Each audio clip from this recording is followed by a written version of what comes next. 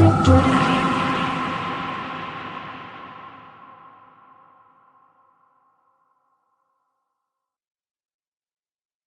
are listening to Serafine by Jakob Melander, narrated by Lance C. Fuller. October 1999. Fog lies over the island of Pruvestinen, and the water droplets glisten in the late evening air.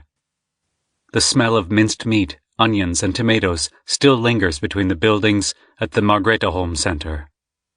The residents have settled down for the night. It's quiet, and the Red Cross volunteer has just finished his last round. Soon, the night watch will take over. A door slams in the school building behind the refugee center. Voices echo between the alleyways before disappearing into the mist. A child runs down the front steps and follows the road around the corner, rushing towards the door in the gable of the main building. Inside, the corridor is deserted and dark. The lights are switched off in all but one of the rooms. Only a single narrow strip of light escapes under the door nearest the exit, spreading a faint glow across the dirty linoleum floor. It's the room he shares with his sister, Aphrodita. Her blue slippers have been placed on the mat just outside the door, next to a pair of large, lace-up shoes. Arben puts his dirty sneakers next to the slippers. He glances up and down the hall before pushing down the door handle. Silently, he opens the door. There's a bookcase holding their few belongings and a table under the window. The orange curtain flutters in the draft from a crack in the window frame. The floor is sticky under his bare feet, the surface glistening in the light from the bare bulb on the ceiling. He hears the sound of gentle breathing. 2 bodies lie on the bed, naked. A crumpled blanket is pushed down to the foot of the mattress. His sister's eyes are fixed on the ceiling. One of her arms is hanging over the edge of the bed, her hand half open. Red stains are blossoming on her chest. Dark, sticky rivulets trickle down over her arm, over her hand.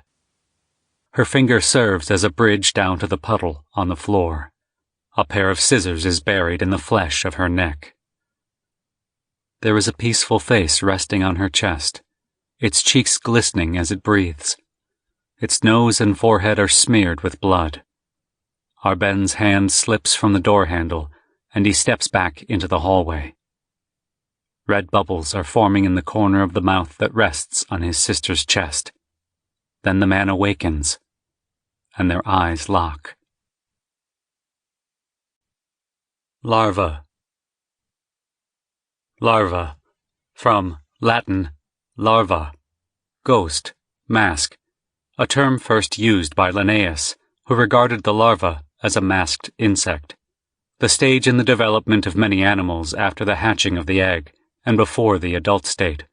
Larvae are structurally different from adults and often have a completely different nutritional biology. The Great Danish Encyclopedia. Monday, September 23rd. Chapter 1. Fredericksburg Avenue at St. Thomas Square. Lars parked on the pavement next to the fountain, just outside the police cordon, and got out. It was one of those drizzly evenings. The sidewalk and the semicircle lined with parked cars under the lindens were alive with the chaotic buzz of curious bystanders, press, and police. A constant quiver of illumination from the streetlights and the photographer's camera flashes bounced back and forth between the wet surface of the asphalt and the underside of the yellow linden leaves. The entire scene was swamped in a nervous, unnatural glow. "They say the head is almost—" A woman removed a cigarette from her mouth as she ran towards Lars, who was just stepping out of his car. She must have been around 40. Her hair was tied back with a scarf. "Hi, Lars. Wait a minute." He waved her away, showed a uniformed colleague his badge, and was allowed to pass the barricade. A press photographer was climbing one of the trees closest to the property. Lars walked through the arched doorway and into... Sample complete. Ready to continue?